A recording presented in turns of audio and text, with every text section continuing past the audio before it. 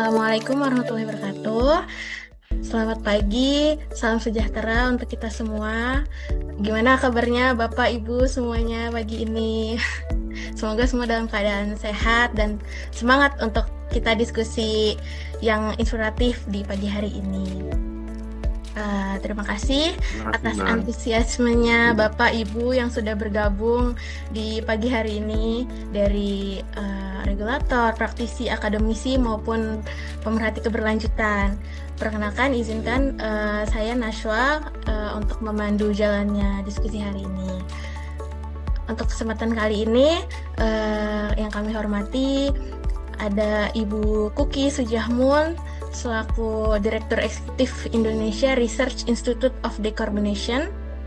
Yang kami hormati juga Ibu Citra Retna, Kepala Badan Berkelanjutan Ekonomi Hijau IAITB, serta Direktur Artikel 33 Indonesia. Yang kami hormati juga ada Pak Aris yang akan memandu moderator kita hari ini, serta Bapak Ibu yang kami banggakan.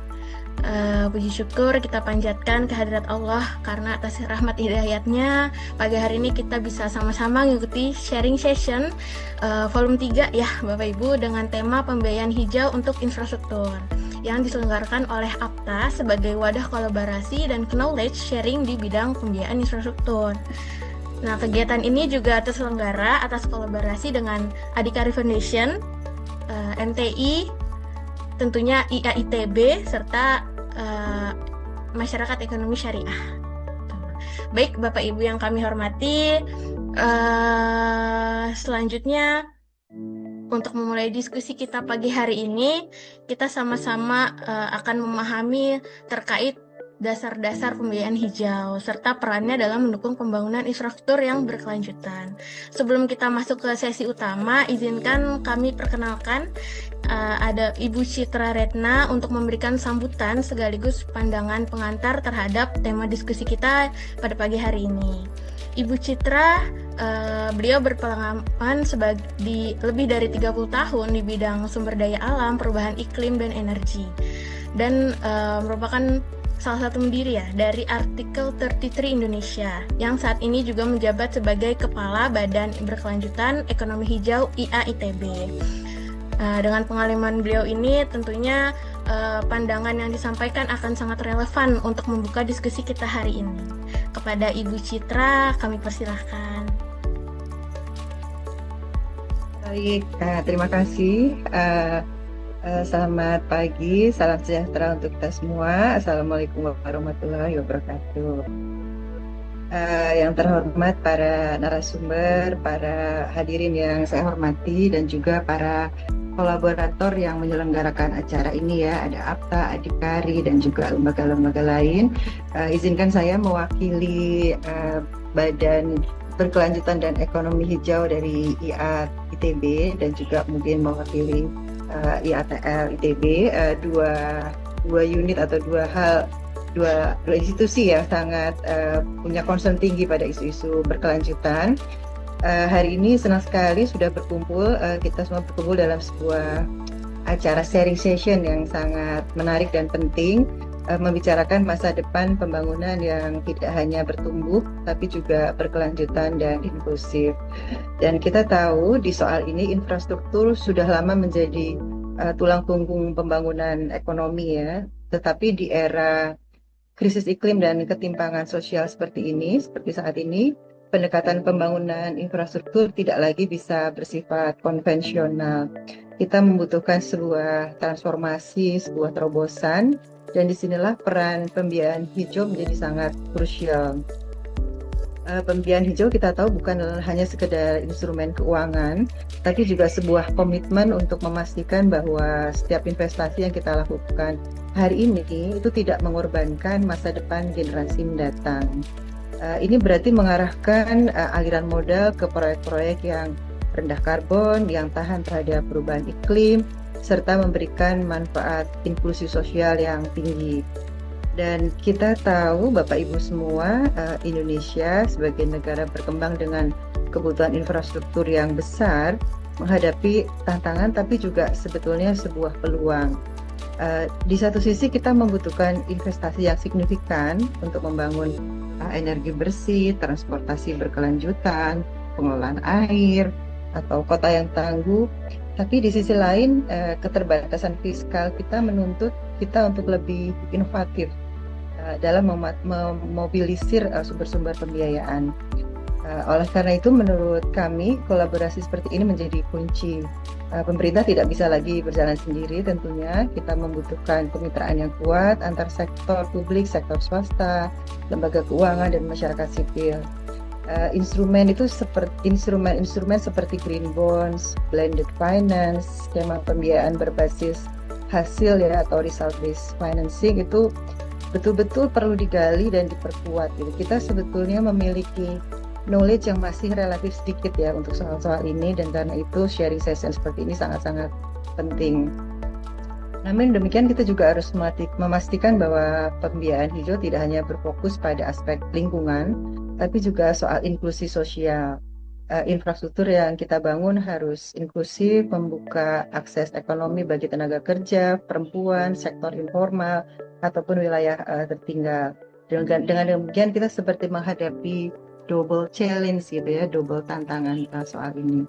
Hadirin yang saya hormati, keberhasilan pembiayaan hijau karena itu tidak hanya diukur dari besarnya dana yang terkumpul, tapi juga dampak nyata yang dihasilkan seperti berkurangnya emisi, meningkatnya ketahanan masyarakat, serta munculnya peluang-peluang ekonomi baru yang berkelanjutan.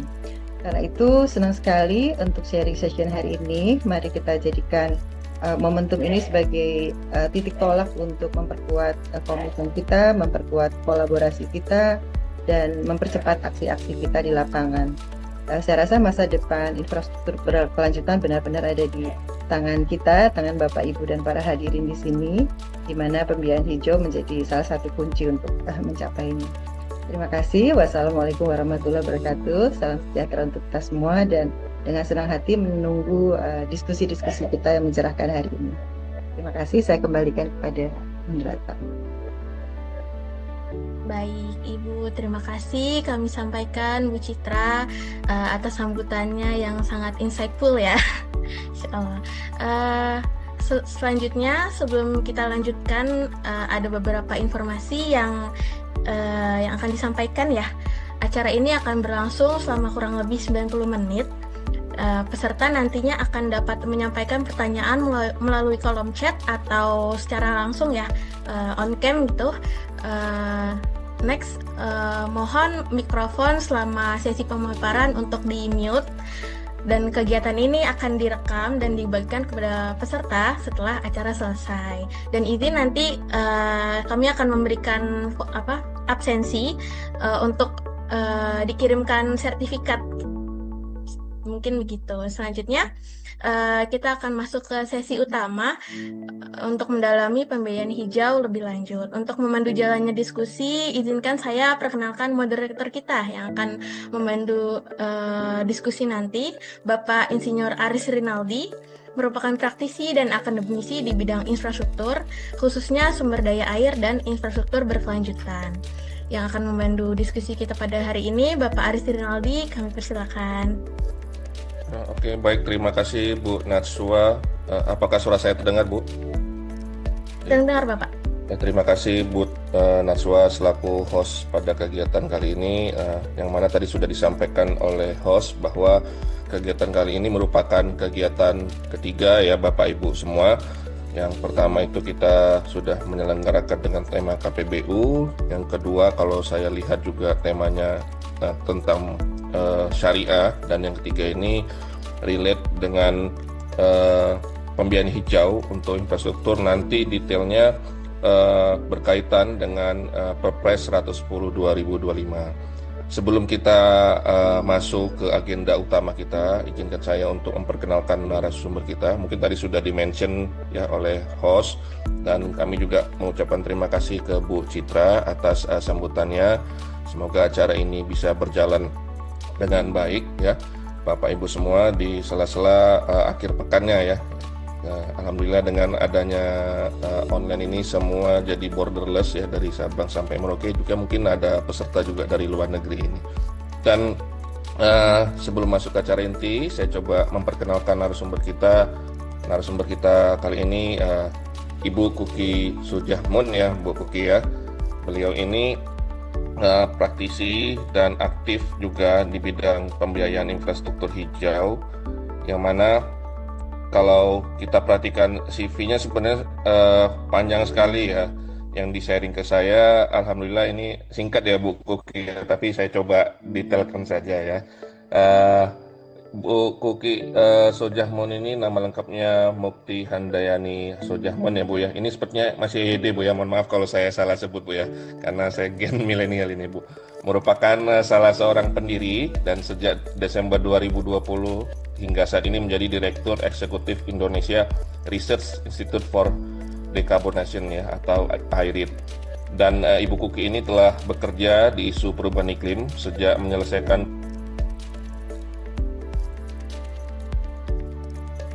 kuliah di jurusan 2006, berarti 16 tahun Bu ya. Dan selama ini Ibu Kuki ya kurang lebih 30 tahun ya, lebih memfokuskan kerjanya pada analisis, advokasi kebijakan terkait perubahan iklim dan juga diplomasi dan negosiasi internasional iklim. Nah, ini expertise yang specialized menurut saya pribadi, dan saya mungkin nanti moderator juga perlu banyak belajar dari apa yang disampaikan Bu Kuki ya, karena ini jarang yang di bidang saya Bu ya, ISDA atau sumber daya air, tapi ini bisa jadi relate topic discussion. Dan tadi sudah disampaikan bahwa mungkin nanti kita pengenalannya lebih spesifik di Perpres 110 2025. Harapan kami nanti Bapak Ibu semua jika ada pertanyaan tadi sudah disampaikan oleh host bisa di kolom chat. Kita seksama mendengarkan paparan dari Bu Kuki. Nanti saya kasih kesempatan juga setelah Bu Kuki menyampaikan paparannya untuk diskusi langsung, mungkin lebih enak nanti tatap mukanya seperti itu. Untuk selanjutnya saya serahkan ke Bu Kuki ya. Bu Kuki, bagaimana Bu Kuki? Apakah sehat Bu? Sabtu minggu ini Bu, mohon maaf mengganggu waktu akhir pekannya Bu ya. Ya, nggak apa-apa. Alhamdulillah sehat. Batuk-batuk dikit lah, biasa lah ya. Kalau di Jakarta kayaknya kalau nggak batuk nggak afdol kemarin. Oh iya Bu. Ya silakan ya Bu ya. Oke. Mungkin saya langsung share screen ya, tapi ini belum bisa kayaknya. Mungkin bisa dibantu Bu Naswa, apa bisa all share screen-nya atau dari panitia? Oke, sekarang udah bisa. Oke, sebentar. Terima kasih, sebentar ya. Mudah-mudahan sudah terlihat ya. Sudah Bu, sudah terlihat. Oke. Sebentar saya.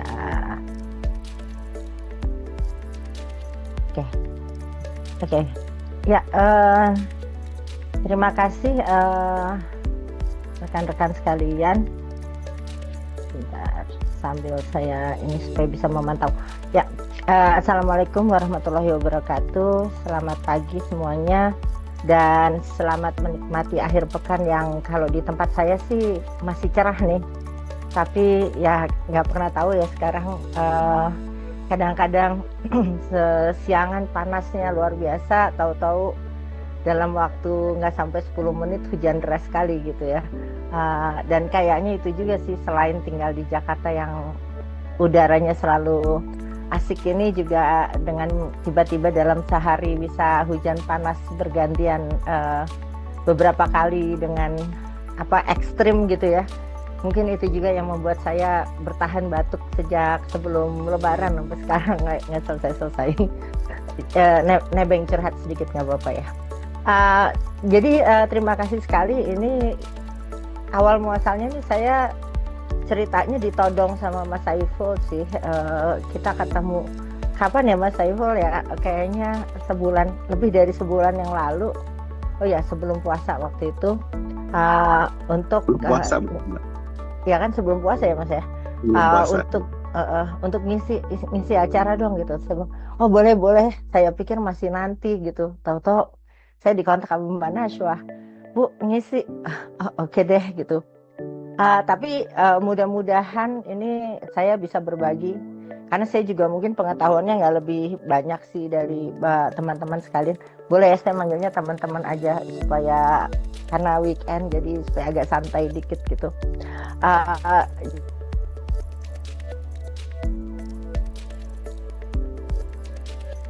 Jadi mungkin akan tentang pembiayaan hijau untuk infrastruktur, judulnya kan mengerikan soalnya gitu. Jadi tadi saya bilang sama Mas Saiful, Mas, karena saya lebih banyak di isunya perubahan iklim, mungkin saya larikan dikit ya gitu ya ke arah Perpres 110 2025 yang memang baru keluar bulan Oktober tahun lalu gitu ya. Dan erat juga sih gitu kaitannya nanti dengan pembiayaan untuk mendukung penurunan emisi ini gitu. Nah ini sebenarnya sekedar pemantas ya gitu ya. Karena bicara emisi upaya untuk penurunan emisi kalau nggak ditunjukin gambar emisinya kan nggak afdol gitu ya. Jadi sebenarnya kalau kita lihat teman-teman, emisi gas rumah kaca di Indonesia ini kan sebetulnya kalau saya boleh kembali dulu, Indonesia ini sejak 2015 akhir, di mana kita itu ikut dalam persetujuan Paris gitu ya, atau Paris Agreement, kita itu kan menjanjikan akan menurunkan emisi gas rumah kaca kita gitu ya. Yang memang berbeda dengan negara-negara maju, janji kita itu bukan untuk menurunkan terhadap kondisi tahun tertentu gitu. Artinya bukan kondisi tahun tertentu di masa lalu, tapi yang waktu itu kita janjikan adalah terhadap kondisi di masa depan yang tadinya itu emisinya akan terjadi. Misalnya nih, waktu itu kita mengatakan target kita ada di tahun 2030. Target kita di tahun 2030 kalau Indonesia tidak melakukan upaya mitigasi yang dijanjikan, itu kita sebutnya business as usual gitu ya, itu emisinya misalnya sebesar X gitu.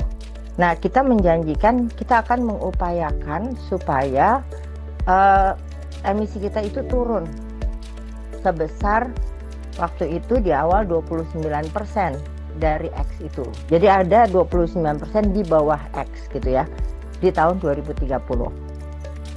Jadi itu janji kita. 29% itu akan kita capai dengan upaya kita sendiri. Baik itu sumber daya manusia, artinya teknologi, terus pendanaan, semuanya itu kita sendiri. Terus on top of itu kita juga bilang bahwa kalau kita Indonesia dapat dukungan internasional, itu kita akan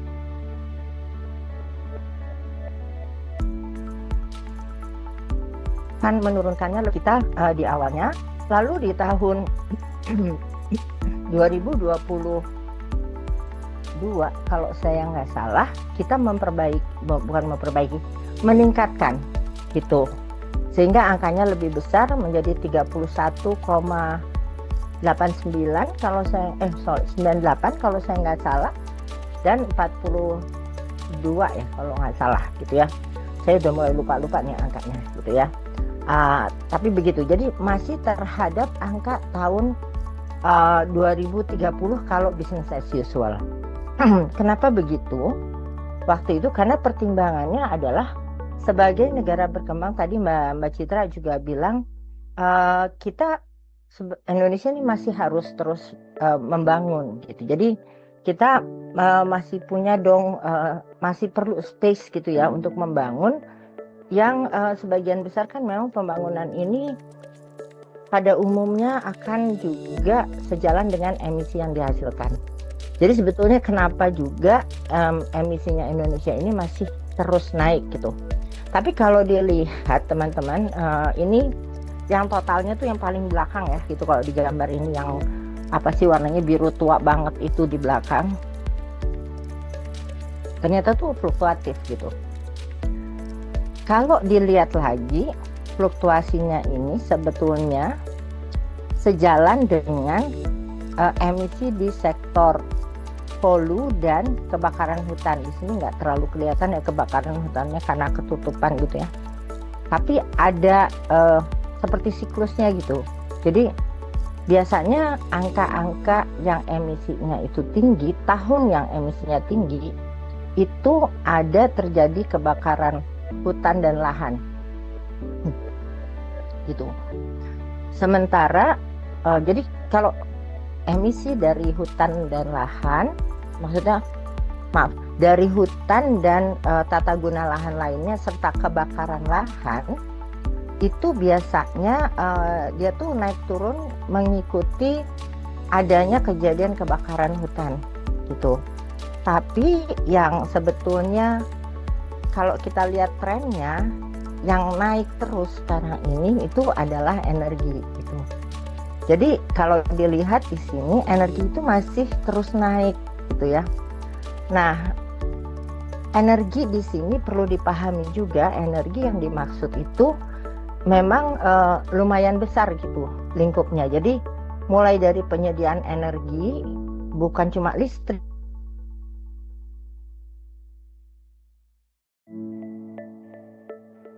Jadi misalnya sektor tadi itu juga masuk, tapi dari sisi energinya ya gitu, karena kan transportasi itu konsumsi energi ya. Terus energi di industri gitu ya, baik itu listriknya maupun itu panasnya gitu, itu juga masuk.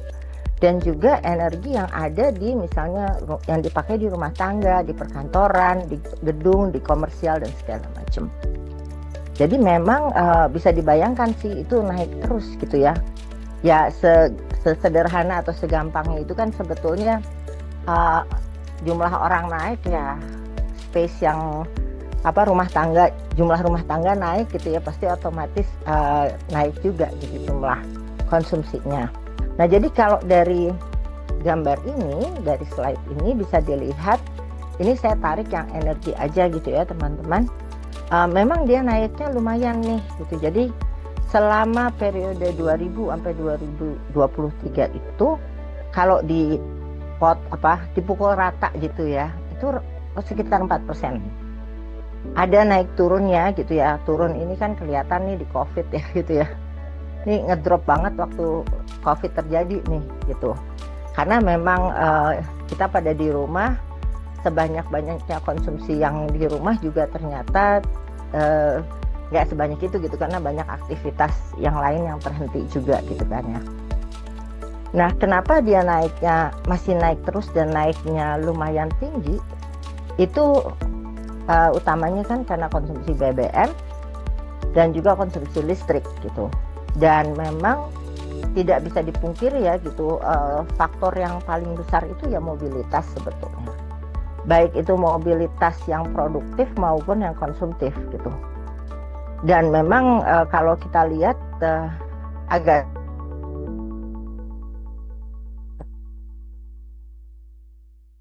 jalan itu berjamaah gitu kan ya, bukannya jalan gitu, kadang-kadang itu pun kita juga kadang sulit gitu untuk mengatakan itu produktif atau konsumtif sih sebetulnya gitu ya, kan kecampur juga gitu ya. Konsumsi rumah tangga juga naik terus gitu, apalagi sekarang misalnya dengan kondisi satu hari cuacanya itu seharian itu panasnya luar biasa gitu, terus nanti tiba-tiba hujan, habis hujan tiba-tiba panas banget gitu kan ya. Jadi orang pun kayaknya nggak ada deh rumah gitu, apalagi di kota-kota besar ya yang nggak pasang AC gitu ya. Jadi kan otomatis konsumsinya pasti tinggi. Di industri juga energi konsumsinya meningkat karena juga industrinya juga kan bertambah, jenis industrinya juga meningkat gitu ya. Di komersial juga, karena juga sekarang walaupun boleh dibilang misalnya kita bicara mallnya jadi sepi gitu, tapi kan nggak bisa juga lampunya dimatiin atau AC-nya dimatiin gitu kan. Sementara mallnya tumbuh terus nih jumlahnya gitu. Nah, yang lain sebetulnya yang kita juga lihat saat ini paling tidak bauran energi kita itu memang porsi fosilnya itu tinggi gitu ya. Terus sekarang ini agak dilematis sebetulnya teman-teman. Kita tuh diarahkan untuk elektrifikasi gitu ya, termasuk kendaraan gitu, kendaraan elektrifikasi. Iya, di satu sisi cukup banyak juga membantu, terutama untuk kualitas udara perkotaan mungkin gitu ya. Tapi di sisi yang lain, kalau kita bicara misalnya emisi gas rumah kaca, itu juga masih apa iya dan tidak gitu ya. Kenapanya? Karena sayangnya gitu, ini dia tuh sebenarnya kalau elektrifikasi bisa membantu cukup baik, tapi pada saat seperti di kita saat ini, di mana listrik kita itu masih dimonopoli oleh batu bara misalnya, pembangkitannya di Indonesia ini lebih dari 60% gitu ya, itu batu bara gitu. Jadi semakin banyak yang tergantung sama listrik, permintaan listrik semakin tinggi, yang akan tumbuh itu sayangnya masih justru yang fosil gitu. Jadi dilematis gitu ya. Nah ini yang memang jadi tantangan besar gitu kan. Sehingga sebetulnya kita tuh ada satu urgensi sih untuk bertransisi dan bertransformasi. Ini entah kenapa kata-katanya jadi sama nih sama tadi yang disampaikan sama Mbak Citra. Saya tadi langsung udah sama nih kita Mbak Citra. Jadi untuk menuju pemanfaatan energi yang lebih bijak sih, dan juga lebih bersih dan berkelanjutan gitu ya. Nah sayangnya ini saya mungkin lebih fokusnya di energi gitu ya, yang di sini, karena kita lihat ada disparitas harga energi. Ini utamanya nanti kalau bicara mungkin yang di listrik, saya nggak tahu apakah ada teman-teman yang di listrik misalnya gitu ya. Terus ada lagi yang lain adalah kita tuh jadi udah lock in gitu di teknologi dan juga infrastruktur yang lebih mendukungnya itu sayangnya energi berbasis fosil sekarang ini. Termasuk misalnya jaringan transmisi kita gitu ya. Jadi misalnya jaringan transmisi Indonesia ini yang untuk listrik gitu ya, itu memang kondisinya belum cukup advance untuk bisa menerima cukup banyak energi dari sumber-sumber terbarukan, apalagi sumber-sumber terbarukan yang sifatnya itu nggak stabil gitu ya. Kalau kita bicara misalnya sumber terbarukannya itu dari matahari, solar panel, itu kan dia nggak terus ya, nggak stabil gitu, dia ada fluktuasinya gitu ya.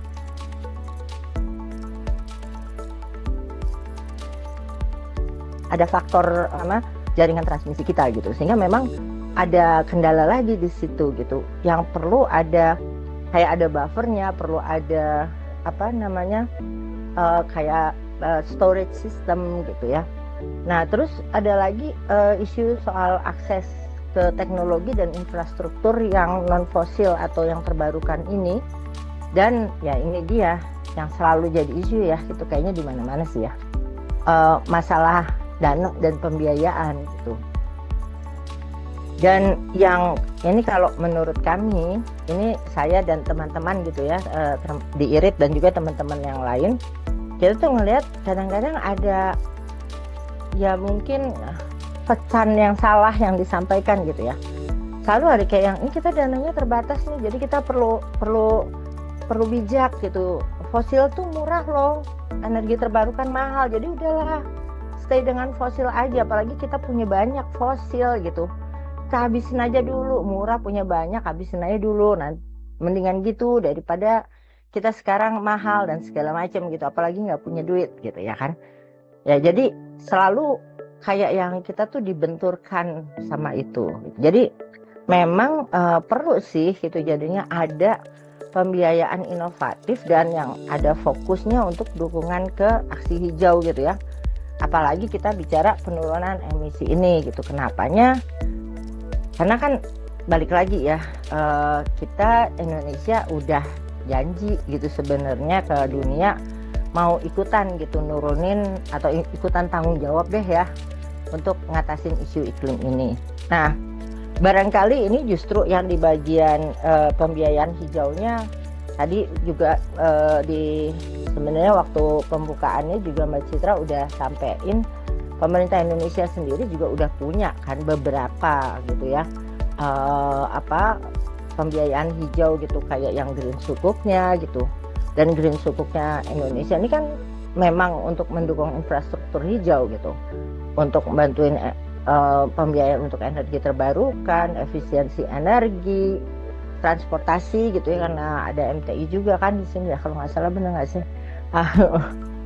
Terus ada waste to energy gitu ya, green buildings gitu, terus ada juga pertanian gitu ya, terus green bonds gitu ya, yang ini specifically loh untuk mendukung pencapaian NDC.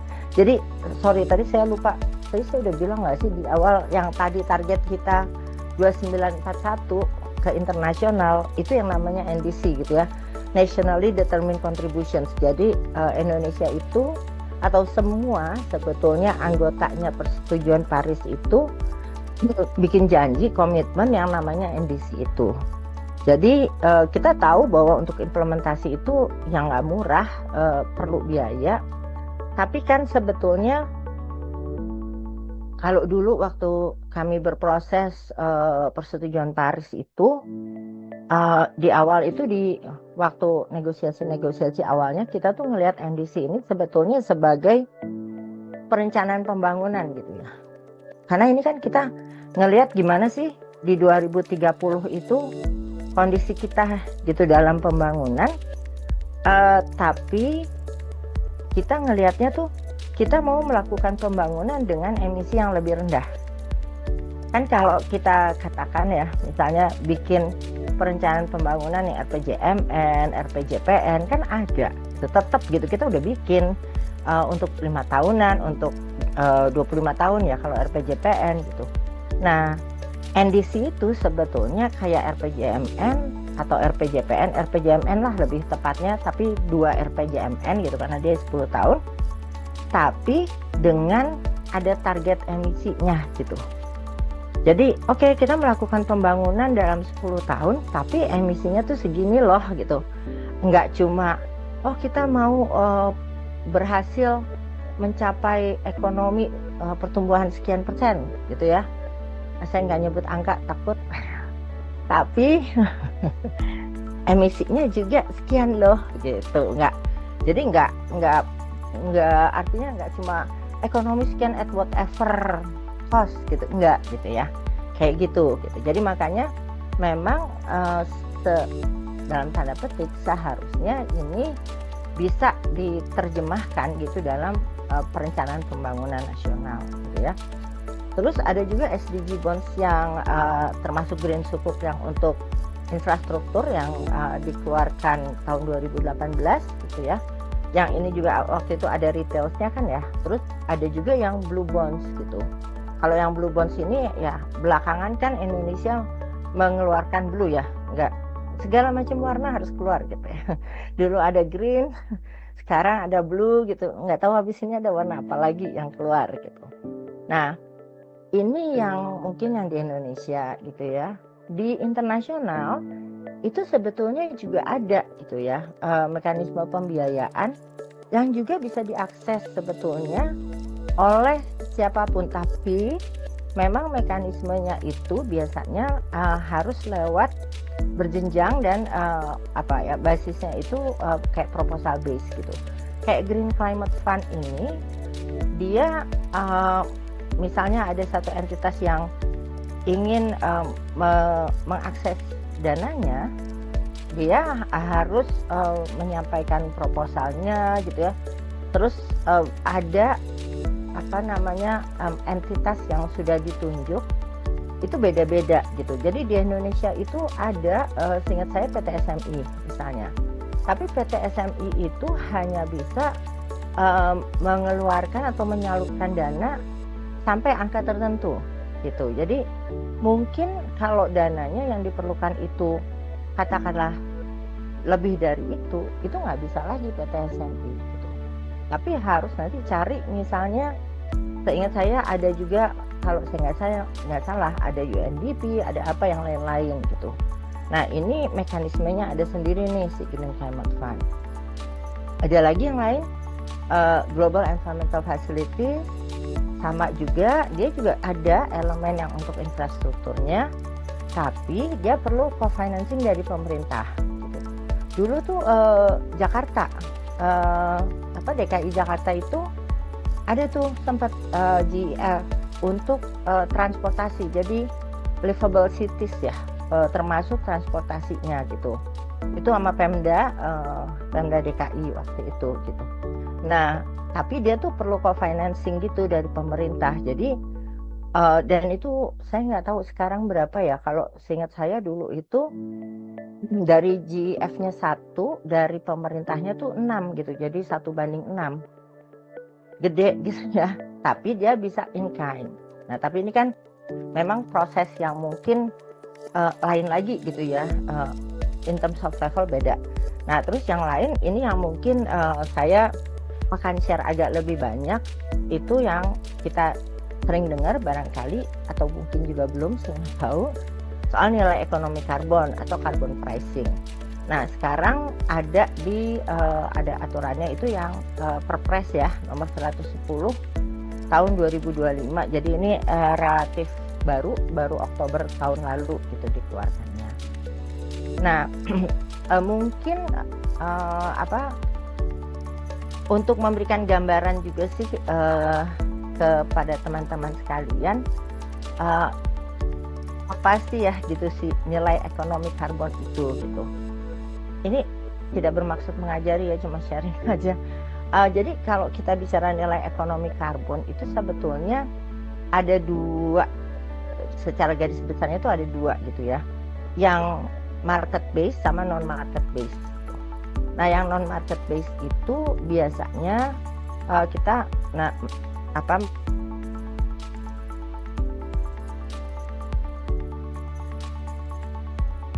mengenalnya ada dua, yang tadi Mbak Citra juga sempat sampaikan gitu, yang result based payment atau result based financing. Tentunya sebagai yang non pasar dia itu nggak ada jual beli lah ya gitu. Jadi nggak ada jual beli itu artinya si unit karbonnya atau penurunan emisinya itu nggak akan berpindah tangan gitu ya. Nah, kalau pajak karbon atau pungutan atas karbon, kita itu tidak bisa berhitung berapa banyak penurunan emisi yang terjadi gitu. Kenapanya? Karena yang dilakukan itu kan orang membayar berdasarkan emisi yang dia hasilkan gitu. Jadi dia nggak, ya makin banyak dia mengemisikan makin banyak dia bayar aja gitu ya. Jadi keputusan orang untuk menurunkan emisi itu nanti akan tergantung dari apakah pajaknya itu atau pungutannya itu mahal apa enggak gitu. Kalau misalnya pajak atau pungutannya itu murah, ya selama orang mampu bayar, orang akan bayar lah kasarnya gitu kan. Kalau saya boleh ambil contoh, misalnya di Singapura itu mereka sudah menyampaikan gitu ya ke publiknya, karena yang kena itu sebenarnya kan bukan masyarakat umum tapi instalasi gitu ya. Jadi per instalasi yang kalau saya nggak salah emisi setiap tahunnya itu 25.000 ton CO2 ekuivalen atau lebih, itu mereka harus bayar gitu. Di awal itu bayarnya tuh cuma $5 per ton. Jadi gini, kalau di Singapura itu kalau emisinya 24.999 itu nggak bayar sama sekali ya. Tapi begitu 25.000 itu bayar mulai dari 1 sampai berapapun emisi dia gitu. Tapi kalau 24.999 dia gratis.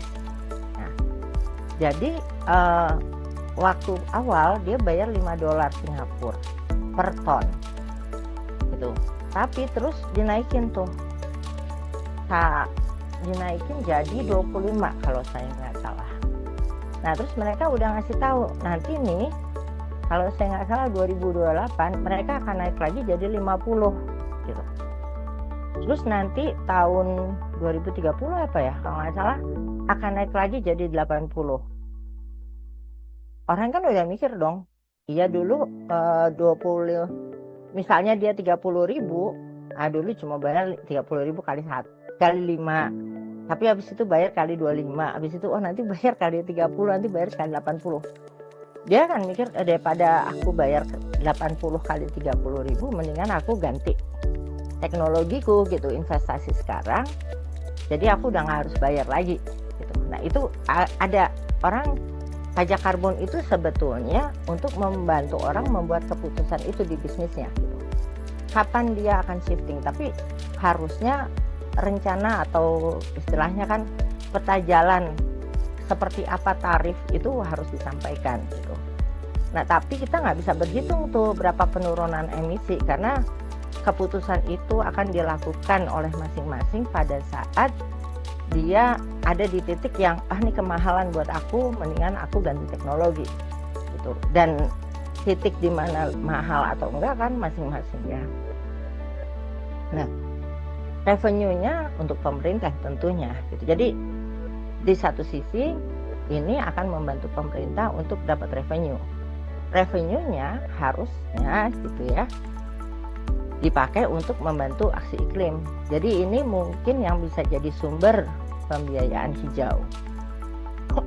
Nah, yang kedua, yang non pasar itu yang result based payment ya gitu ya. Namanya juga result based. Jadi udah harus ada hasil dulu. Jadi kebalikannya, di sini kita udah pasti tahu nih penurunan emisinya berapa.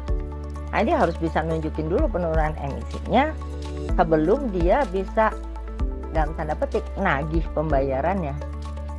Tantangannya adalah untuk dia bisa menurunkan emisi, dia perlu dana.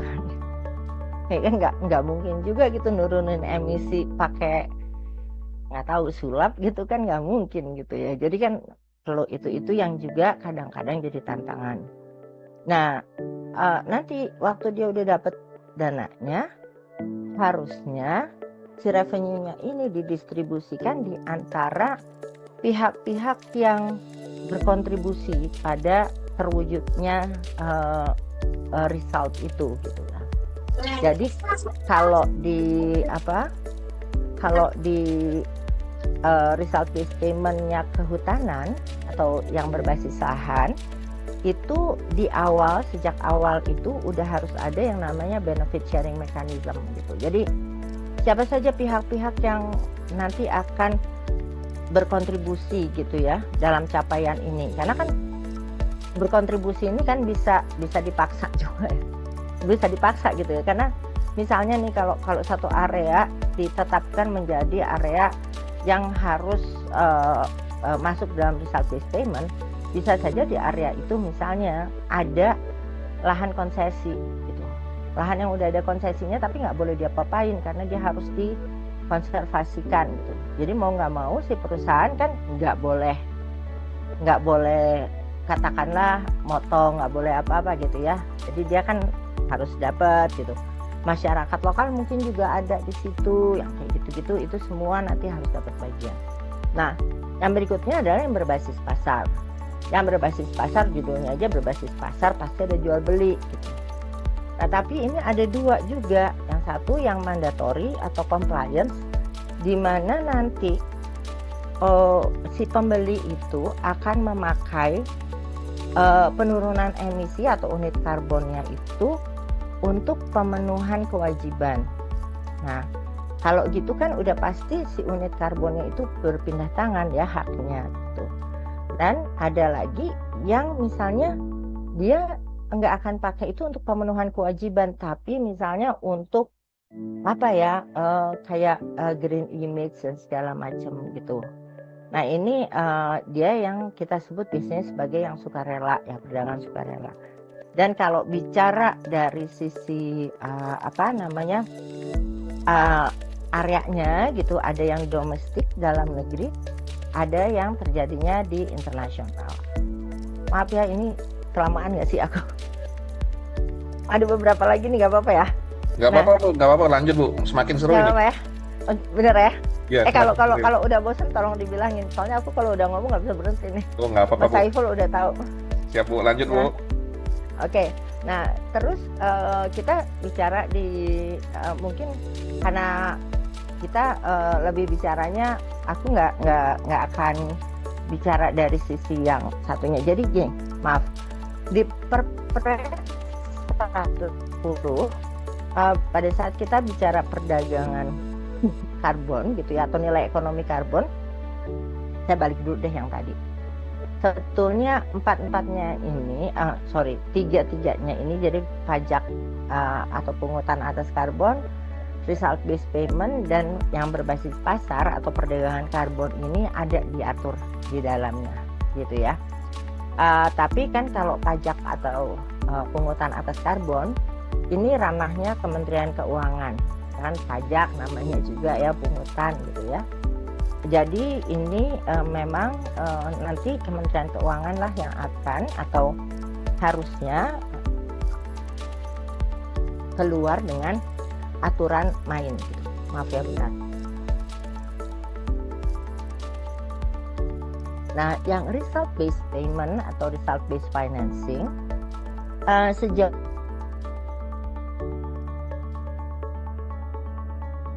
ini yang banyak itu ada gitu. Jadi memang bukannya nggak bisa sih, cuma belum ada aja gitu. Jadi mungkin nanti juga bisa dieksplor gitu.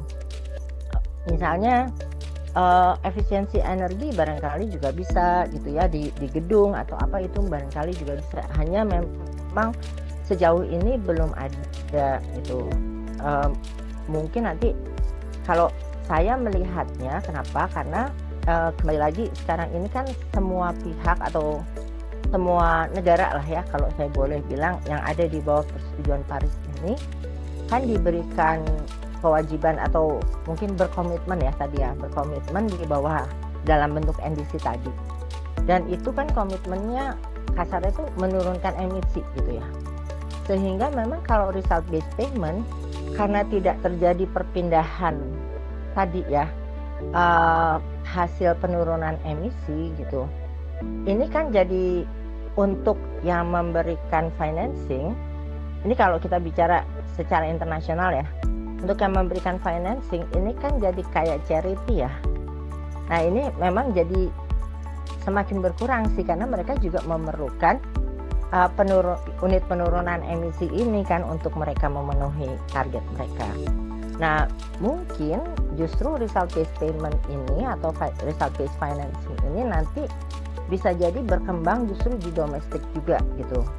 Nah ini yang memang sekarang belum tereksplor sejauh ini gitu yang saya pahami. Nah yang berbasis pasar ini yang kita kenal sebagai perdagangan karbon, dan berdasarkan Perpres itu sendiri ada dua jenis sebetulnya gitu. Yang satu itu yang dikenal sebagai perdagangan emisi, tapi saya nggak sampaikan di sini karena kalau yang perdagangan emisi itu memang harus yang terlibat pun nantinya dan yang mengaturnya itu memang dari sisi pemerintah gitu ya. Jadi saya rasa nggak perlu saya share di sini karena itu akan arrangement dan segala macamnya di pemerintah gitu. Nah yang kedua adalah offset emisi GRK ini gitu, sehingga yang saya sampaikan di sini lebih ke yang offset emisi GRK atau pengimbangan emisi GRK. Jadi ini apa sih sebetulnya?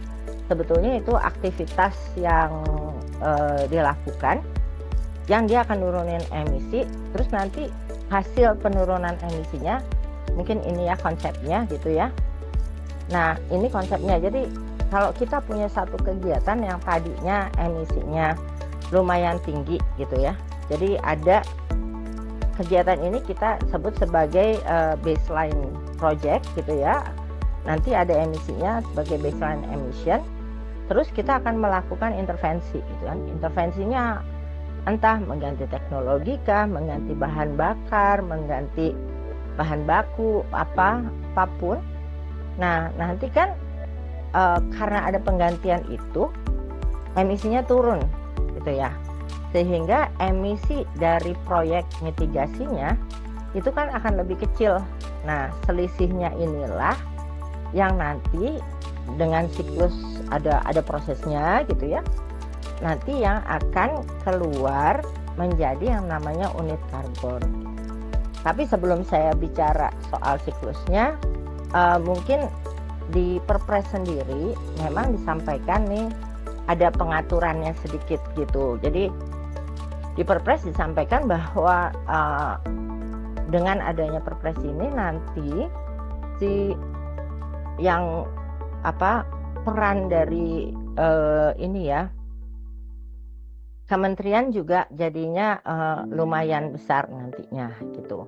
Tapi yang penting adalah bahwa offset ini tadi yang seperti yang saya sampaikan sebenarnya bisa dilakukan oleh mereka yang tidak dikenai kewajiban. Yang kena kewajiban itu siapa? Yang kena kewajiban itu adalah mereka yang nanti harus ikut dalam perdagangan emisi. Jadi kalau contohnya sekarang ini perdagangan emisi sudah terjadi di pembangkitan listrik. Jadi pembangkit listrik pembangkit listrik yang sekarang itu setahu saya harusnya tahun ini itu semua yang berbasis fosil itu sudah wajib gitu. Kalau sebelumnya kan hanya masih yang batu bara gitu ya. Tapi harusnya sih mulai tahun ini itu yang semuanya gitu, yang gas, yang minyak, yang diesel, ya, semuanya tuh harusnya udah gitu. Nah, yang di luar itu, misalnya yang yang terbarukan gitu, itu bisa. Terus transport itu bisa, gitu-gitu ya. Jadi itu. Nah, terus nanti di unit karbonnya itu bisa diperjualbelikan ke siapa gitu, ke peserta ITS, karena ke peserta, saya bilangnya ITS, perdagangan emisi, karena perdagangan emisi ini sebenarnya kalau di luar, di internasional itu kita kenal sebagai ETS, Emission Trading System gitu. Nah, kenapa? Karena peserta ETS atau perdagangan emisi ini kan dengan kewajibannya dia tuh harus memenuhi istilahnya kuota emisi yang diberikan. Kalau dia nggak bisa memenuhi itu, jadi istilahnya kalau emisi realnya dia lebih tinggi daripada kuota yang diberikan, dia kan harus mencari kuota tambahan gitu ya, atau dia harus mencari offset sehingga emisi yang realnya dia itu bisa diimbangi dengan si offset ini gitu. Jadi dia bisa beli offset dari sini gitu ya. Atau si offset ini juga bisa diperjualbelikan ke pelaku usaha lain yang memang katakanlah dia ngelihat oh ini kayaknya saya udah ketinggian deh nih. Karena ada kan juga misalnya beberapa usaha yang mungkin dia punya istilahnya chain internasional yang mereka memang dari headquarternya dibilangin harus kayak gini loh, gitu kan ada ya. Atau juga ada masyarakat yang pengen beli kan sekarang ada tuh yang pernikahan gitu ya, mau dengan di offset gitu kan, ada tuh yang kayak gitu-gitu. Nah terus ini juga si offset ini unitnya tuh yang ngeluarin ada beberapa gitu ya. Jadi di Indonesia sendiri ada standar nasional, terus UNFCCC ini yang ngatur soal perubahan iklim itu juga ngeluarin. Nah, itu yang namanya di bawah artikel 6. Dulu ada CDM dan juga ada standar-standar internasional lainnya. Nah, ini tadi saya udah sampaikan, tapi tadi saya sempat sampaikan juga kan bahwa ada siklusnya gitu ya. Dan barangkali ini nanti yang bisa jadi bayangan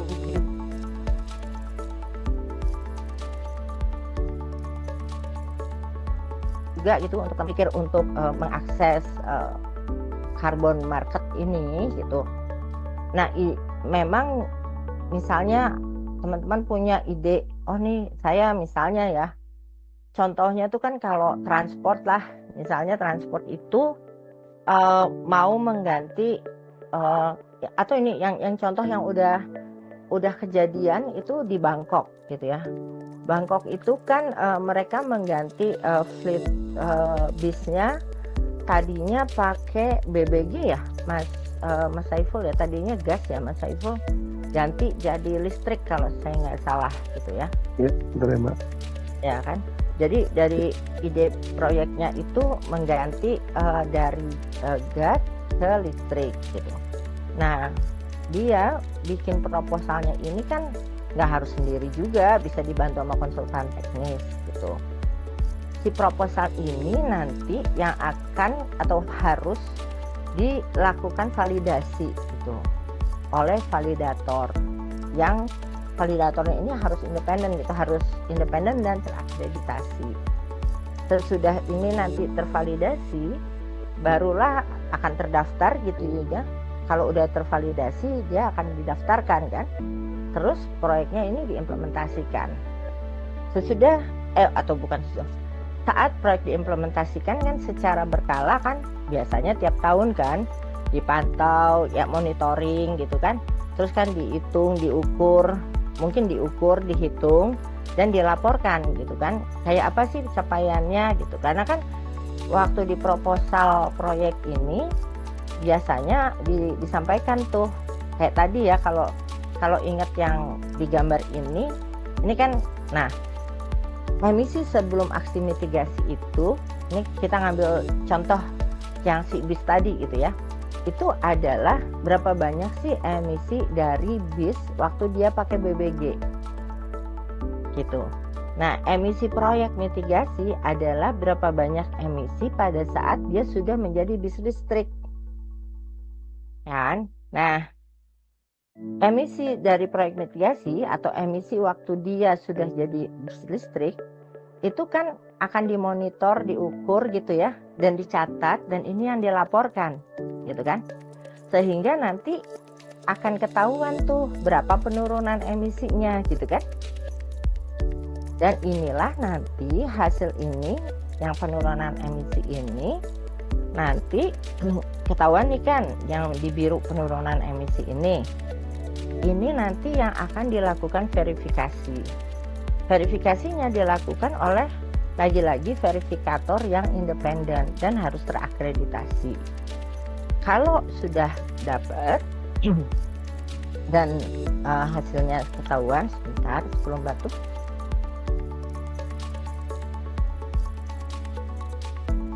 Maka nanti verifikator akan menyampaikan ke lembaga yang menerbitkan sertifikat itu, sehingga nanti sertifikatnya diterbitkan.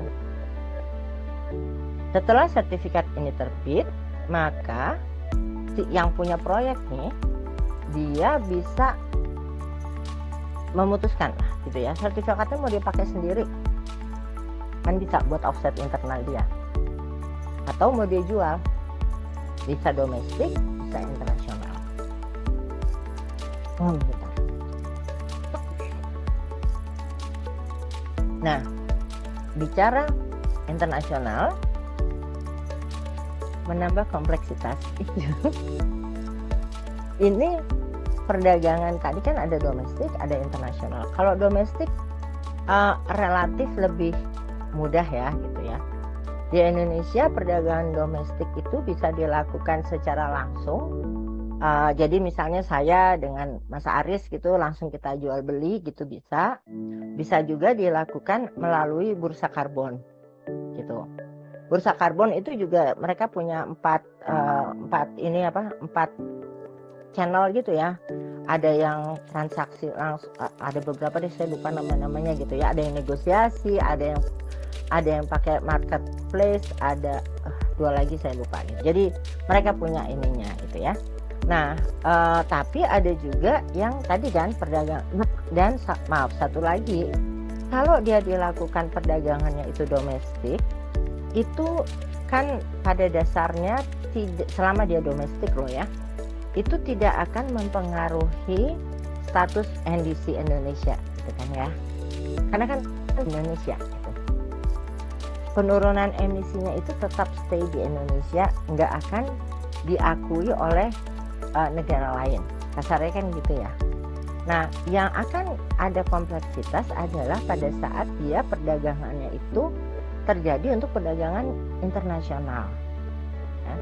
Jadi pada saat perdagangan tadi, unit karbonnya tadi itu dilakukan untuk internasional, maka ada dua nih, perdagangan yang sifatnya mandatory atau compliance gitu ya, dan yang sifatnya sukarela gitu.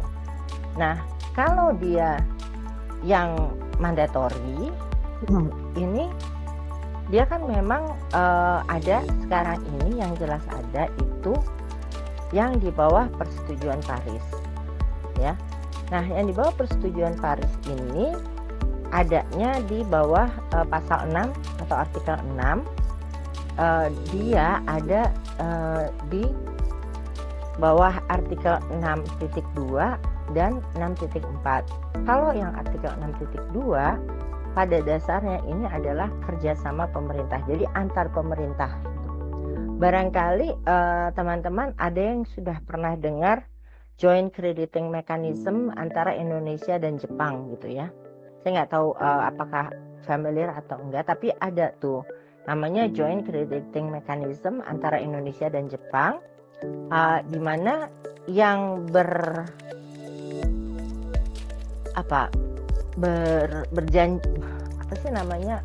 memiliki perjanjian itu adalah pemerintah gitu ya. Nah, kedua pemerintah ini bikin perjanjian untuk kerjasama menurunkan emisi. Tapi yang mengimplementasikannya itu tidak harus pemerintahnya, tapi bisa misalnya pelaku usaha atau swasta atau Pemda atau siapapun gitu ya. Jadi nggak harus pemerintah. Cuma nanti yang akan terjadi, yang harus terjadi adalah semua tetap channelnya ke pemerintah gitu ya, tetap satu pintu. Kenapa? Karena tadi kalau ada transaksi dan segala macam itu tetap pintunya lewat pemerintah gitu.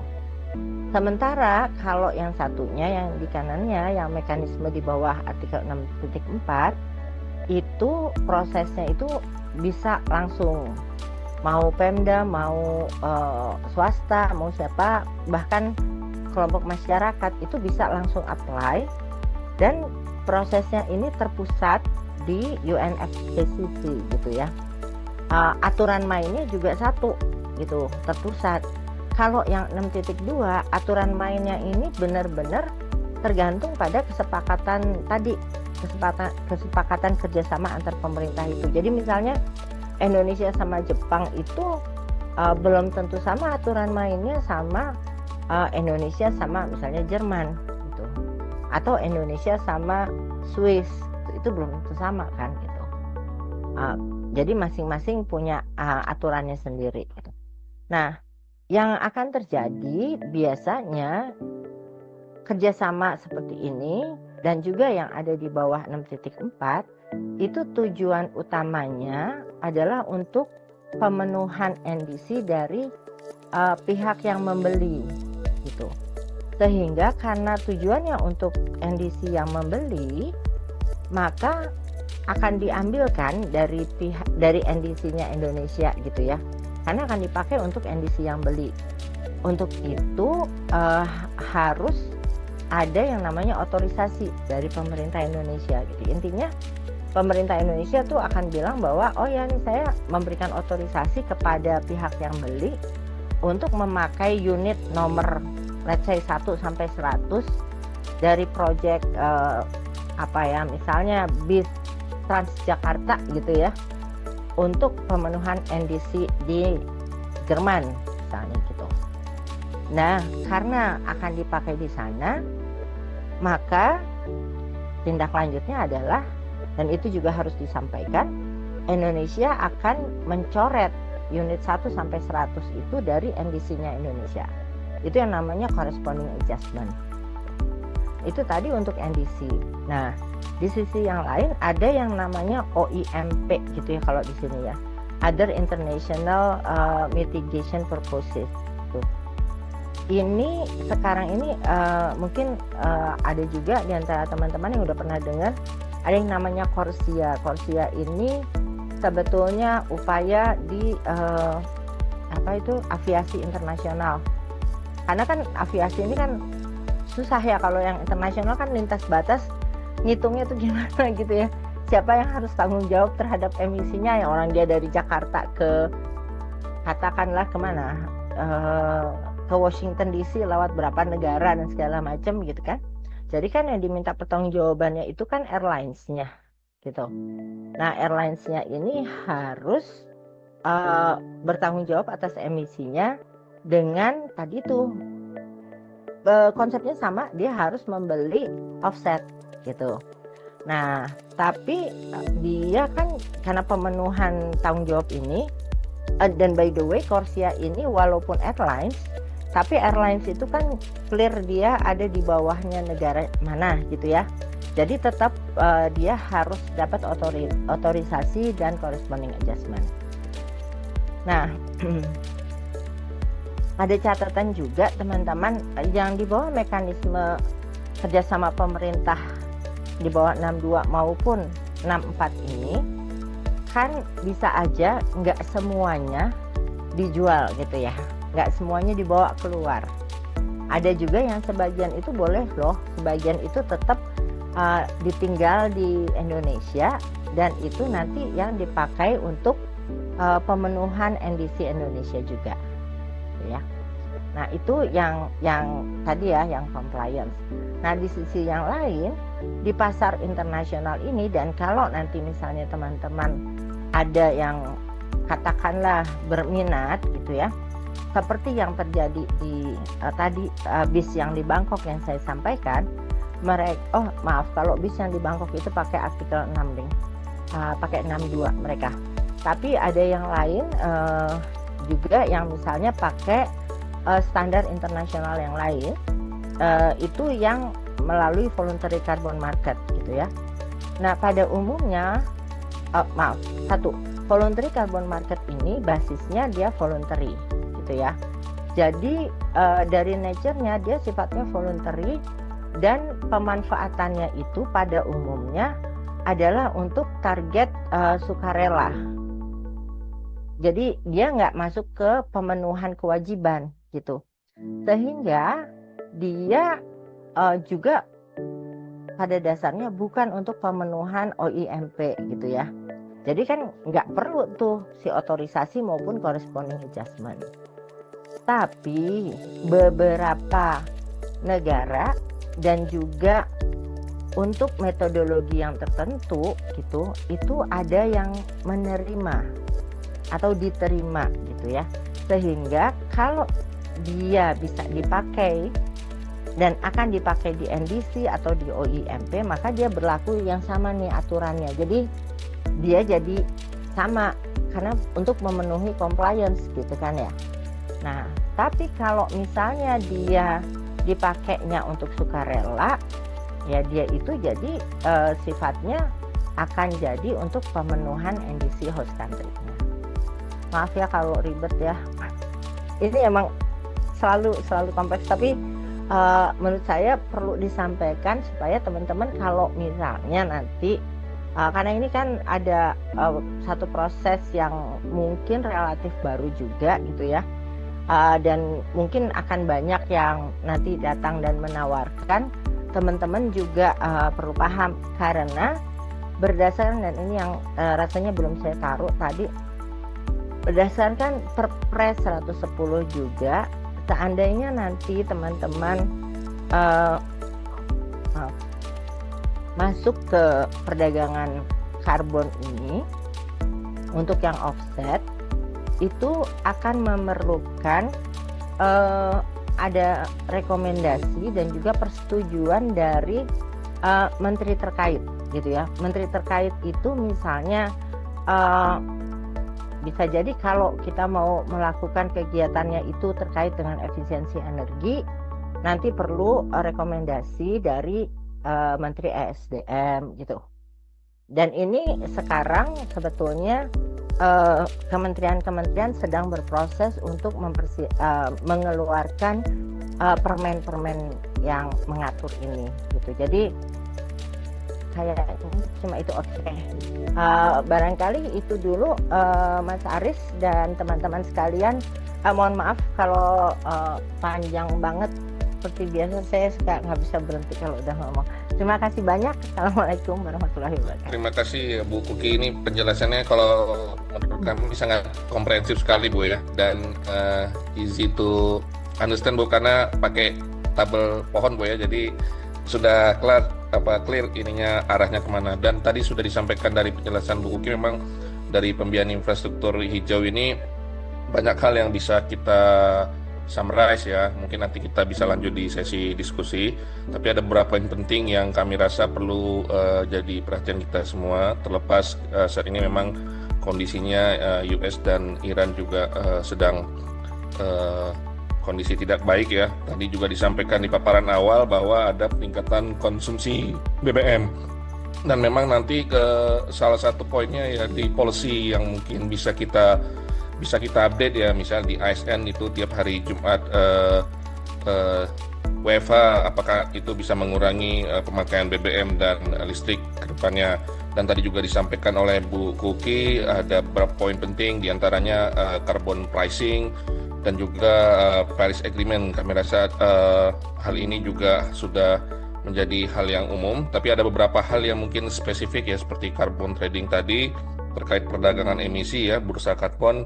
Nanti Bapak Ibu bisa bertanya langsung ke Bu Kuki, kira-kira dari yang disampaikan tadi perlu kita bahas lebih lanjut di sesi diskusi ini atau seperti apa. Dan di sesi terakhir tadi juga Bu Kuki sudah menyampaikan bagaimana perdagangan karbon internasional ya. Jadi menurut kami penjelasannya sangat komprehensif sekali, disertai dengan tabel. Tapi tadi ada yang bertanya untuk bahan paparan, saya rasa nanti ya Bapak Ibu atau teman-teman semua kita coba masuk ke sesi diskusi.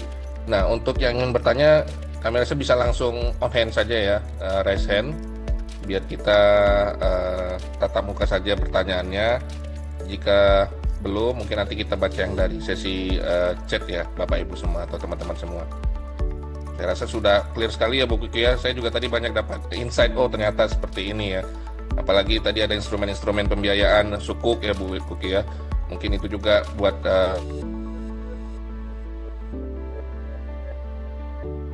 Bapak Ibu di luar sana yang selama ini tahunya kalau saya Bu ya konvensional syariah, oh ternyata ada lagi diversifannya. Seperti itu. Silakan Bapak Ibu yang ingin bertanya, kita beri kesempatan sesi tanya jawab. Mungkin nanti waktunya kita set sampai 10.40 ya, karena akhir pekan kami rasa Bapak Ibu semua agendanya padat sekali nih, bisa mendatangkan Bu Kuki nih. Saya terima kasih sekali Bu Kuki ya, dapat kesempatan untuk bisa interaksi langsung di sosial media ini, Zoom ini Bu. Silakan Bapak Ibu semua yang ingin bertanya, kami buka kesempatan untuk bertanya langsung. Dan mungkin ada study case yang Bapak Ibu punya di projectnya. Tadi Bu Kuki juga sudah menyampaikan ada study case di Bangkok, di Singapura, dan mungkin Bapak Ibu semua juga sedang mencoba untuk skemanya seperti apa. Terlepas aturannya memang ini sudah berjalan juga ya perpresnya ya Bapak Ibu semua. Silakan jika ada yang ingin bertanya Bapak Ibu semua.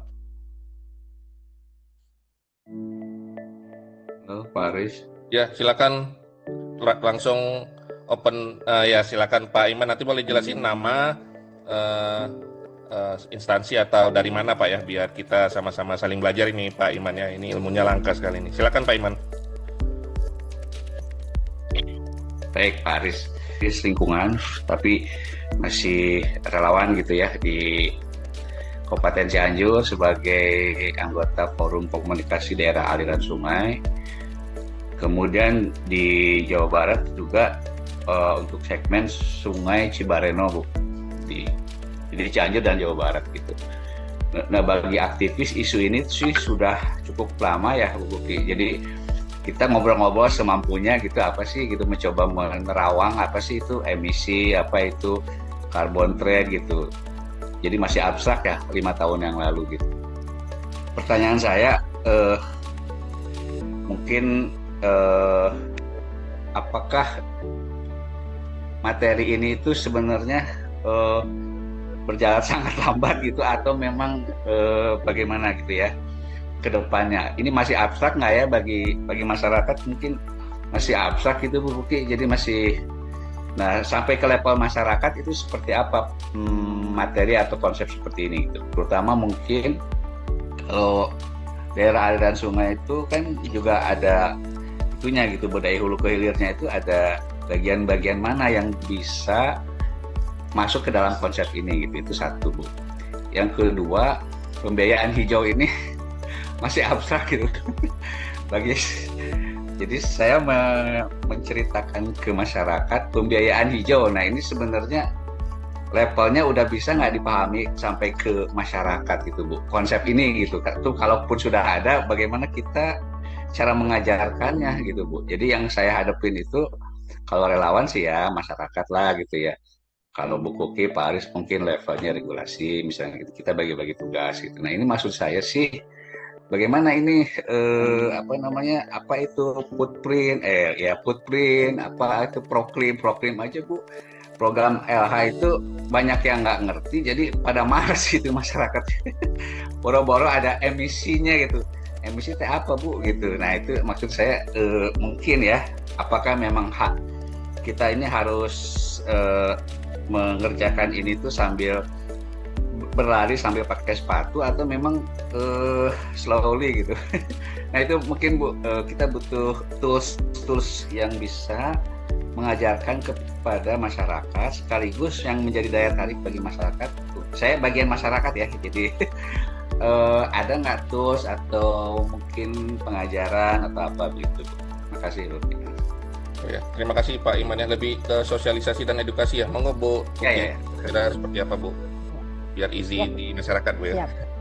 Iya, ini emang paling susah sih ya. Karena yang menurut saya repot ini karena si isunya itu juga kompleks dan kalau menurut saya harus diterjemahkan ke yang betul-betul sehari-hari gitu. Jadi kalau menurut saya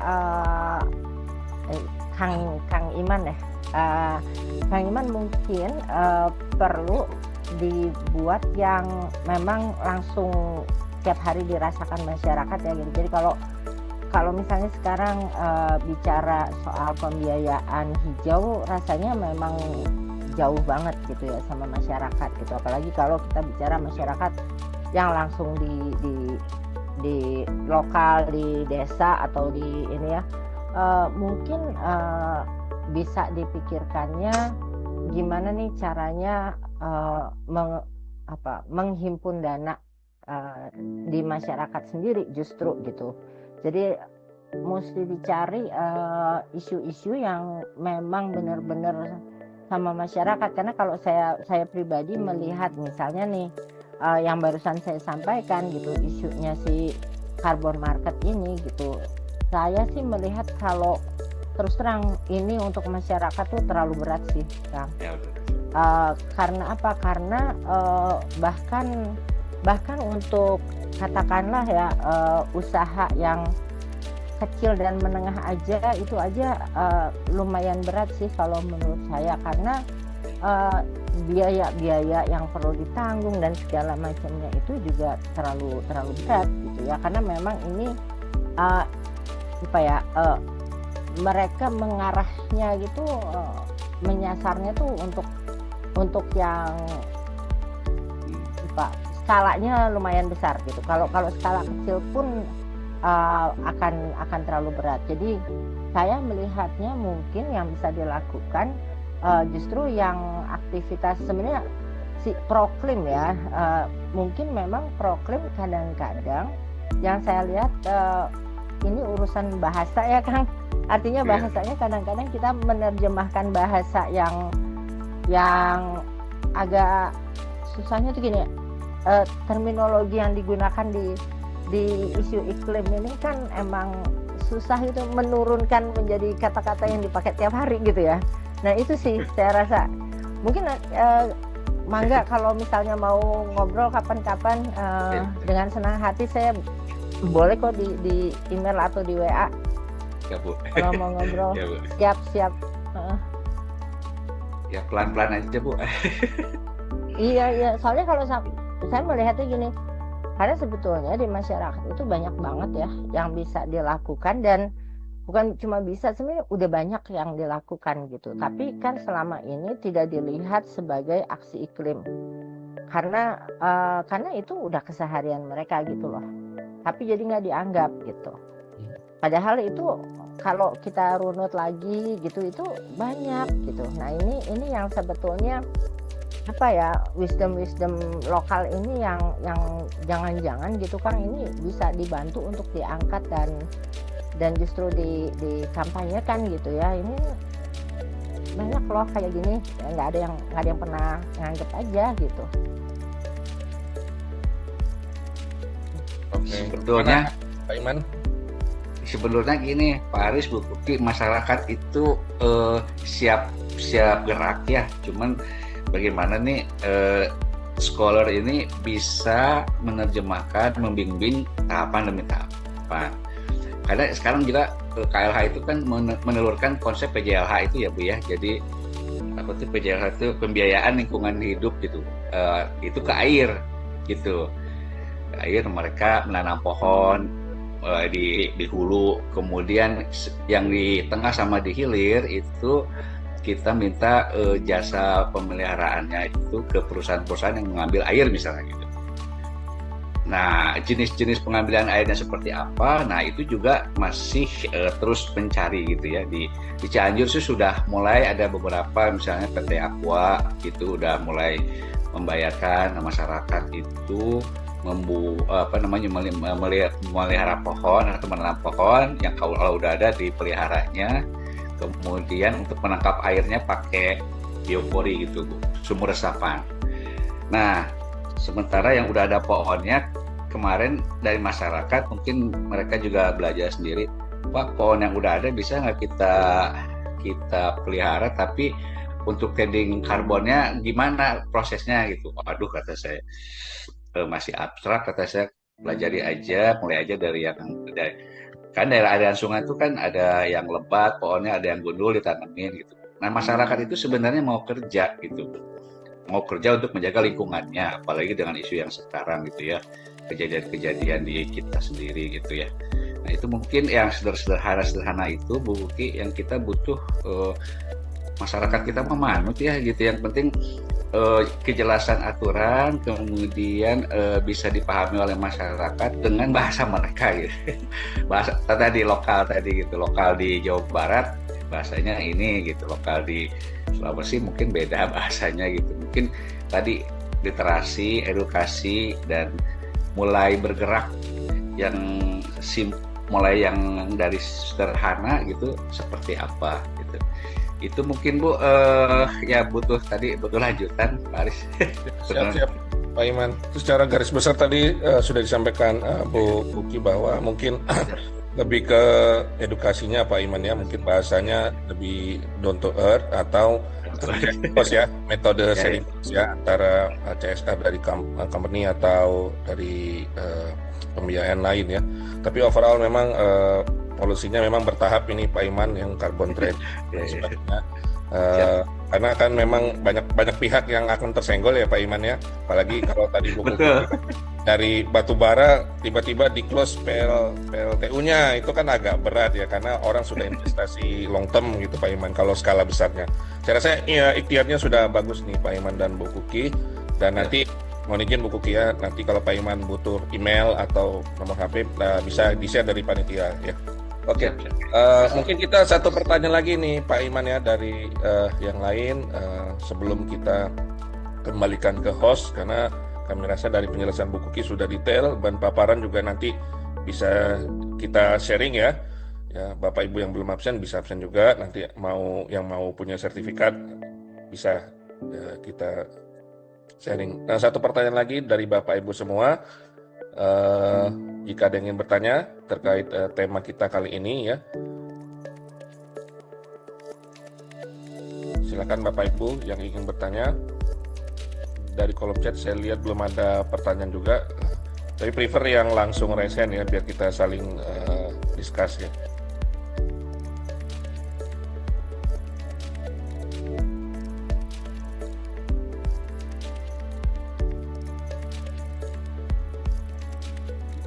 Bagaimana Bapak Ibu jika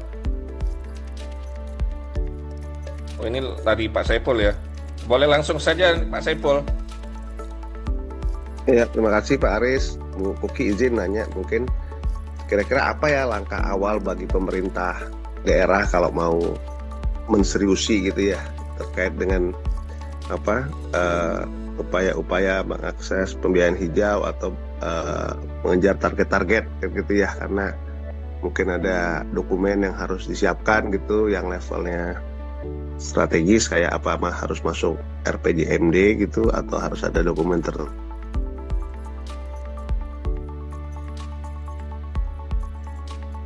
gitu. Terima kasih Mas Saiful. Ini pertanyaannya berat nih, soalnya saya juga nggak pernah di sini. Tapi kayaknya kalau yang itu harus nanyanya kayaknya ke yang bagian pembiayaan langsung ya Mas.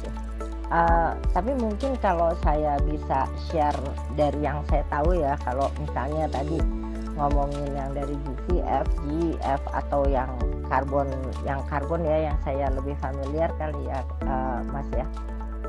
Kalau misalnya kita bicara GCF atau GF itu sebenarnya kan memang pure ini proposal ya kalau yang dua itu gitu.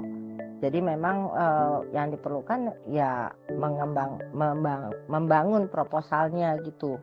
Nah, dan dengan membangun proposal itu biasanya dan kelemahan kita nih barangkali ya kalau saya boleh share juga, Indonesia ini sebenarnya punya peluang dan potensi itu lumayan banyak, lumayan besar gitu. Tapi rasanya tuh kita tuh dapat pendanaan dan benar-benar dapat dananya tuh relatif limited gitu ya, karena kelihatannya kita selalu kalah di proposalnya gitu Mas. Kelihatannya kita memang perlu kemampuan tambahan nih, kayaknya Mas Saiful dan teman-teman yang jago nih bikin proposalnya gitu ya. Gimana membuat proposal yang betul-betul bisa menyampaikan apa yang kita inginkan, tapi juga benar-benar bisa kena gitu di apa yang istilahnya di kotaknya mereka gitu, kotak pendanaannya mereka gitu. Ini kayaknya kita sering banget gitu miss Kang Mas, karena kalau saya lihat sering kita tuh dari Indonesia gitu ya, termasuk juga dari beberapa pemerintah daerah menyampaikan usulan gitu ya untuk mengakses pendanaan ini, terus kalah gitu sama dari beberapa negara lain gitu. Dan sebenarnya kalau dilihat sebenarnya kalau menurut saya gitu, ini sebenarnya kita tuh lebih kalau menurut saya lebih pas gitu ya untuk didanai. Ini sih kalau kayak gini aja ya kenapa juga mereka yang kalau buat saya dalam tanda petik ecek-ecek gini gitu ya gitu. Nah kayak gitu ya. Jadi mungkin kurang ke yang miss gitu, yang menurut saya kita perlu mungkin justru di sini ya, karena teman-teman alumni ini kan punya kekuatan di sini untuk ngedorong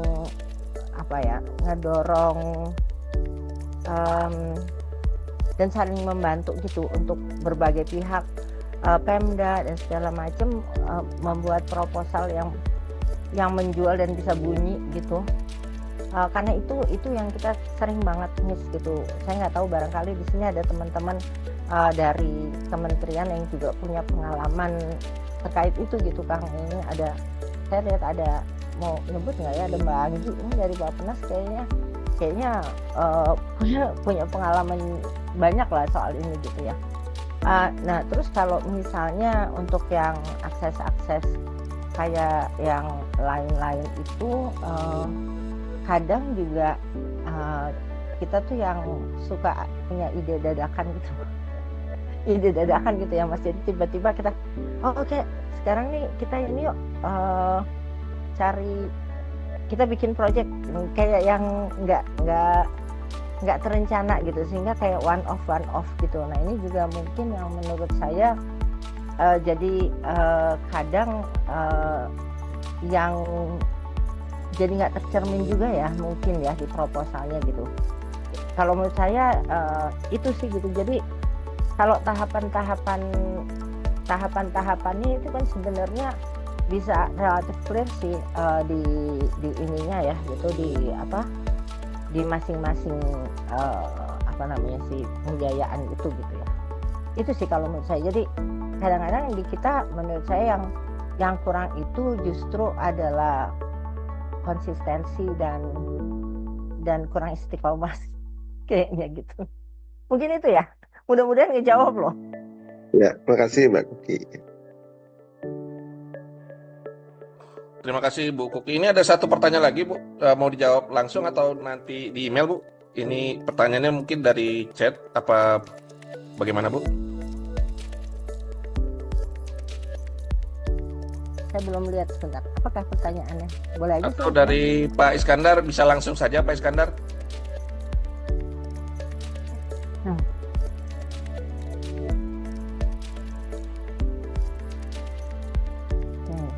Pertanyaannya terkait ini Bu Kuki, apa Ya.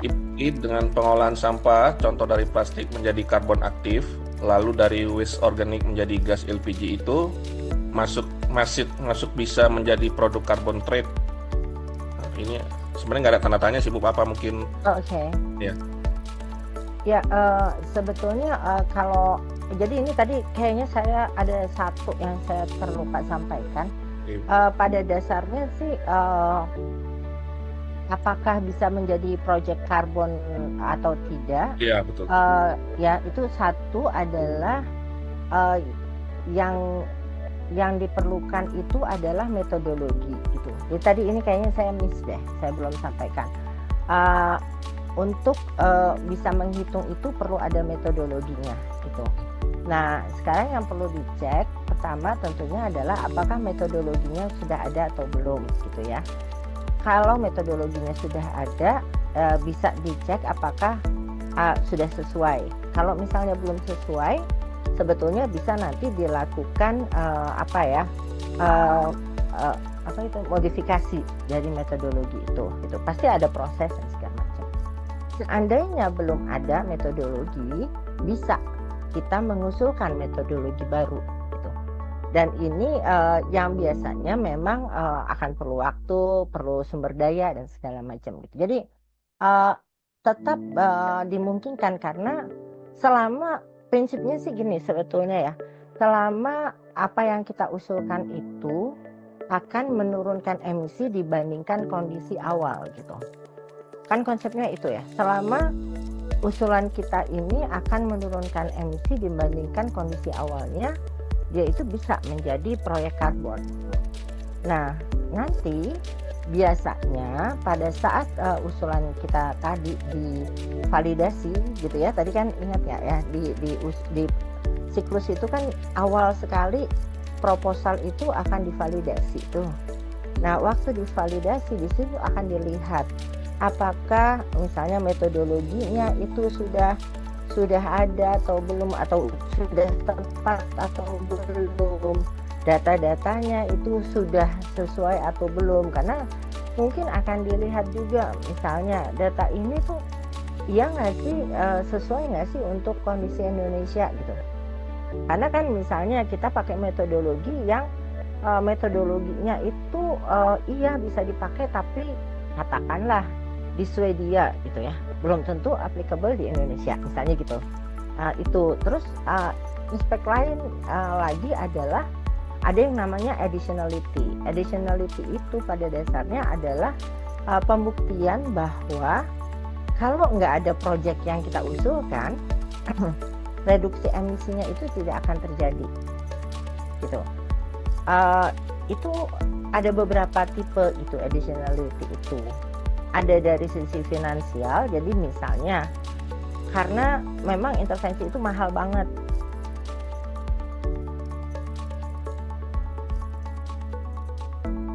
Sehingga kalau harus ngebiayain sendiri itu nggak akan balik modal kasarnya gitu ya. Karena kalau pakai proyek, kalau ini jadi proyek karbon, kita berhitung nanti ada penurunan emisi yang sekian banyak Terus kalau dia dijual dengan harga X, maka akan ada return gitu kan. Dan itu akan membantu pengembalian dana kita gitu. Kayak gitu, itu satu.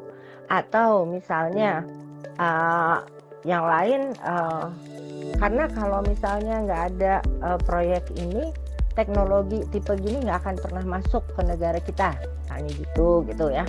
Yang kayak gitu-gitu. Jadi ada beberapa hal yang nanti juga perlu disampaikan gitu di proposal kita. Jadi ini makanya tadi saya sampaikan kalau untuk ke masyarakat, langsung implementasi di masyarakat itu memang terlalu berat sih kalau menurut saya gitu. Jadi memang perlu juga yang udah punya ya modal dulu gitu ya, karena ada kebutuhan itu. Mungkin itu Pak. Iya. Baik, kami rasa sudah terjawab ya Pak Iskandar atas pertanyaannya oleh Bu Kuki. Mungkin ini Bu, terakhir Bu, sebelum kita close acara kita pagi kali ini, sharing session kita kali ini. Dari Bu Kuki kira-kira ada wish nggak Bu dengan tema kita kali ini, harapannya buat Indonesia atau buat Bapak Ibu semua yang hadir di sini, harapan dari Bu Kuki seperti apa Bu, sebelum kita serahkan ke host Bu. Terima kasih Bu. Ya karena ini saya yakin kan teman-teman di sini berkegiatan di banyak tempat gitu ya, dan karena semuanya hadirnya di sini, saya yakin semuanya juga peduli pada isu keberlanjutan gitu. Kalau saya sih ngelihatnya ya kita di tempat kita masing-masing lah, semaksimal mungkin kita lakukan yang kita bisa gitu ya, dan menurut saya pasti bisa gitu ya. Nggak apa-apa lah kecil-kecil bagiannya, kalau semuanya dikumpulin kan juga lama-lama besar gitu ya. Karena rasanya nggak mungkin juga gitu kita ngerjain sesuatu yang langsung besar dengan segala macam tantangan yang ada sekarang ini gitu. Jadi terima kasih banget karena teman-teman udah ngundang saya dan ngasih kesempatan untuk sharing ini. Mungkin itu sih. Makasih. Ya, terima kasih Bu Kuki Sujahmun ya atas outstanding presentasi dan diskusinya Bu Kuki ya. Banyak pihak yang terlibat di sini tadi, dari stakeholder juga ada, dari masyarakat juga ada. Dan ini inisiatif yang baik sekali dari Ikatan Alumni ITB untuk bersamai kita pada akhir pekan kali ini dengan sesuatu hal yang berilmu dan berkelanjutan. Dan kami juga tak lupa memberikan terima kasih ke Bu Citra yang tadi telah memberikan kata sambutan. Harapan kami mungkin ke depannya banyak kolaborasi lagi ya dari agenda-agenda yang mungkin akan disampaikan nanti oleh host. Sekali lagi saya selaku moderator mengucapkan terima kasih sekali Bu Kuki atas kesempatannya. Mungkin Bapak Ibu semua bisa beri aplaus ya di tempatnya masing-masing atas kesediaan waktu beliau. Terima kasih Bu Citra. Dan sebagai moderator saya akan serahkan langsung ini ke host ya, Bu Najwa. Silakan Bu Najwa.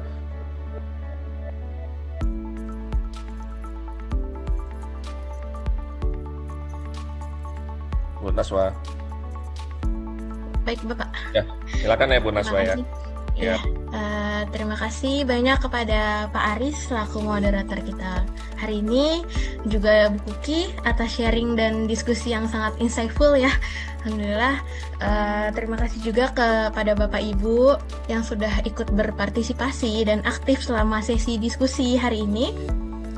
Sebagai informasi, diskusi kita hari ini direkam ya, dan nanti akan dibagikan via YouTube channel Akta. Jadi bagi Bapak Ibu yang mau lihat versi full dari diskusi sharing session sesi 1 sampai dengan hari ini, bisa kepoin di YouTube Akta Indonesia. Nantikan sharing session selanjutnya yang keempat di bulan Mei nanti, kira-kira insya Allah akan diadakan tanggal 9 Mei. Sepil dikit nih, temanya itu tentang pembiayaan alternatif untuk pengembangan infrastruktur pendidikan tinggi dan saintek. Jadi siap-siap jangan sampai kelewatan. Kalau perlu tandain di kalender dari sekarang gitu ya. Menariknya untuk diskusi nanti insya Allah akan diisi juga oleh Profesor Fahmi, calon rektor dari ITERA. Begitu. Nah, sebelum kita akhiri diskusi kita hari ini, kita mungkin sesi foto kali ya untuk dokumentasi. Kepada Bapak Ibu boleh untuk menyalakan kamera. Nanti kita ya screenshot ya untuk dokumentasi. Boleh nyalain kameranya.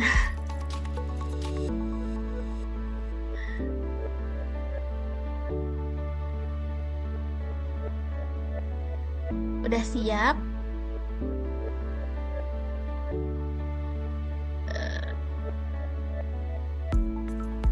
Wah, sudah tampak wajah-wajahnya. Oke ya. Dalam hitungan ke 3. 1, 2, 3. Lagi ya? 2 kali. 1, 2, senyum. Baik. Oke. Terima kasih Bapak Ibu untuk mengikuti diskusi kita hari ini. Ya, jangan lupa bagi yang belum mengisi form absensi boleh diisi, nanti akan kami kirimkan sertifikat ya untuk telah mengikuti webinar kita hari ini. Jangan lupa kalau nggak mau ketinggalan, jangan lupa follow Instagram Apta Institute ya. Jadi nanti akan kita posting tuh next webinar nantinya. Begitu, mohon maaf, saya selaku host mohon maaf apabila ada salah kata selama acara berlangsung. Saya undur diri. Assalamualaikum warahmatullahi wabarakatuh. Waalaikumsalam. Pamit ya. Terima kasih Bu Kuki. Mbak Kuki ya. Sama-sama. Terima kasih Bapak Ibu semua. Terima kasih Bu Kuki, Bu Citra, Naswa.